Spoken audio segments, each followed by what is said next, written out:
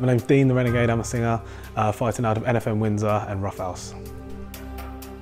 Started my career kind of 2006 and had 15 professional fights and then 2 on the Ultimate Fighter as well. Kind of stopped fighting about 3 years ago now. I've progressed more in these 3 years than I did across my whole career as a fighter, because I think when you're under that pressure of a fight, you're thinking about that next specific fight. Whereas before, I didn't have a timescale of when I wanted to come back. It's just been about getting better and more about the martial arts aspect of it. And then Nick, who's fighting on the card, was making a comeback, and I've been helping him training, and I've been doing a bit of coaching with him. And you know, we've always been great training partners when we were at the Roughhouse, and it's a different level of intensity of training between us. So when we started training together and helping him, I thought, you know, why aren't I fighting? Why aren't I doing this? I'm loving it. I've been loving training with him, and we've been bouncing off each other and pushing each other to get better. And I just thought it's perfect timing now for me to do that and come back. I put a lot of pressure on myself before, and to be honest, I didn't even really enjoy it that much. I mean, I enjoyed the training and stuff, but the fighting was just like, I was tense and nervous, and I felt like, you know, looking back on it, I fought not to lose rather than to win.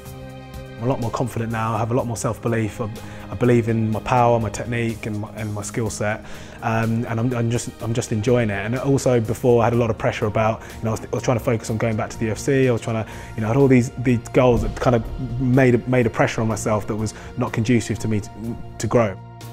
Ideally, you want to outperform how you do in the gym, but a lot of guys look great in the gym and don't on the day because of performance anxiety, whatever it might be, a number of factors. And the ideal is that you're feeling as comfortable as you do in training in the fight, or to exceed that. I'd much rather a person who gets beaten up every day in training but then comes for it on game day. And I just feel at this stage, you know, normally I'd be starting to feel tense. I'm thinking about it in bed.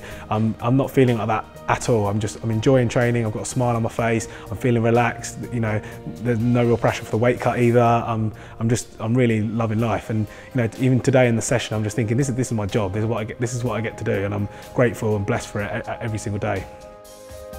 Macto look like they're doing everything right, and they're saying all the right things, they're doing all the right things.